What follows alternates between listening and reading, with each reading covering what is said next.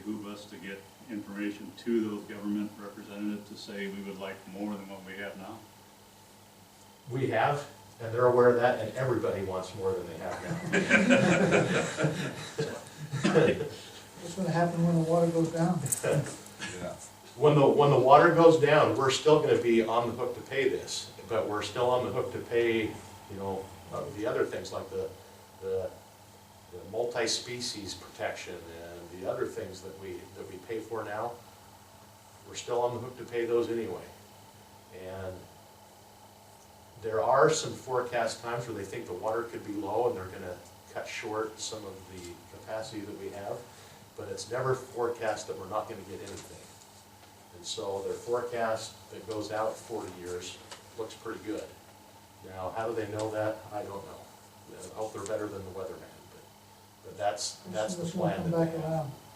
They've looked at a lot of historical data and tree rings and all kinds of stuff like that, and that's their forecast. So they've included that in this consideration. The Schedule D here where they're talking about the 11,510 of contingent capacity, what are they talking about there for sure? I understand it. There's going to be 11,000 kilowatts made available from the Nevada entities. That's that 5% they're taking. That's the 5%. Now, the reason that's contingent is because they could also get some extra. They're taking 69 kW as a whole that they're going to get from upgrading turbines and things like that. And they're going to give some of the states a little bit beyond the 5% that they have. And so, in reality, we could end up with more than the 11 kW, Okay. or 11,000 kW, excuse me. Okay, Becky, let's go to 6.2, down at the bottom of the page.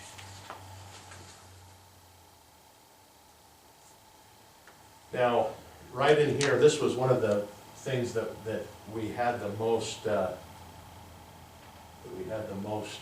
discussion about.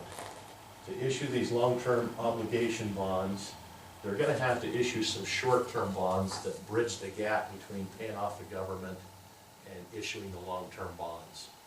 And so the discussion that we had was, you know, what length of time does it take to do that? How fast can you do that? Because we do not want that to stretch out over any length of time. The interest rates are low now. We want them to move as fast as they can to finance that long-term debt and get rid of those short-term bonds. We don't want to be exposed to those for an extended period of time.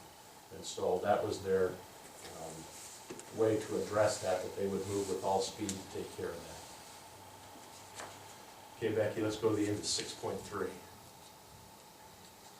But they are agreeing to do a new 50-year contract as far as the power.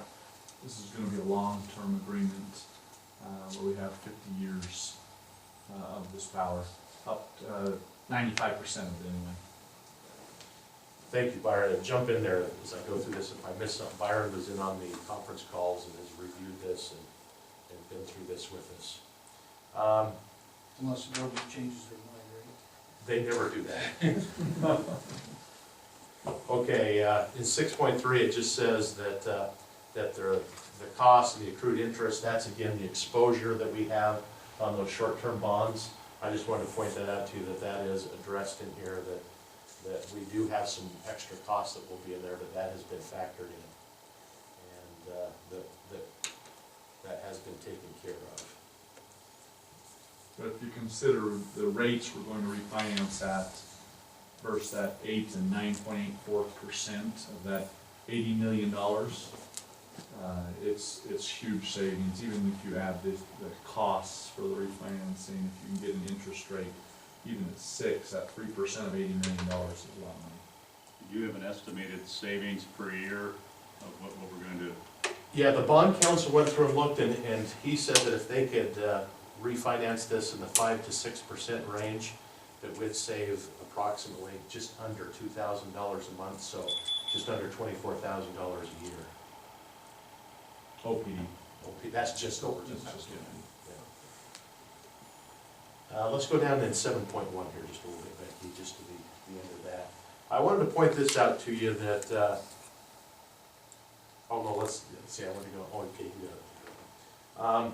One change that we're gonna see is right now, as I mentioned, we didn't have the CRC bill for our finances today. They do that after the fact currently. Once this contract is signed, beginning in 2014, or whenever those bonds close, they're gonna start asking us to pay in advance. So they'll give us an estimated cost of our power bill and the other things, and we'll start paying that the month ahead rather than following the way that we do that now. So that is one of the significant changes in this. Problem is, that means 1 month you're paying Yeah. 2 bills. And they mentioned that in here, that on September 1st, and October 1st, October, November together, so they've identified that in there.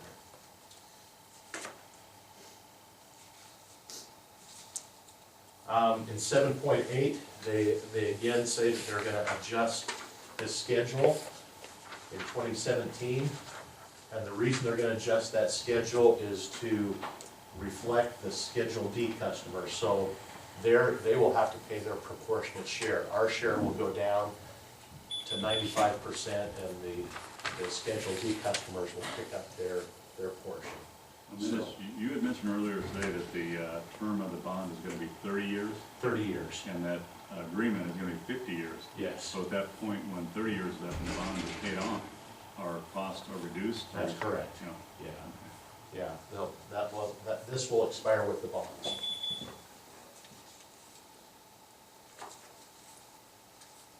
Becky, let's go down to 7.11.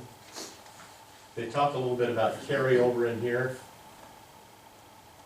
Their fees are based on a flat amount, and we pay according to how much water comes through and how much energy that we receive. And if in a year where we get a little bit extra water, like last year, for example, we pay a little bit more than we're supposed to pay. And they've addressed that in here by saying that they will use that carryover into the following year.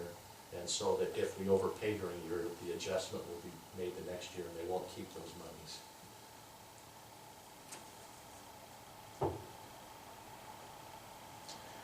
Let's go to 8.2.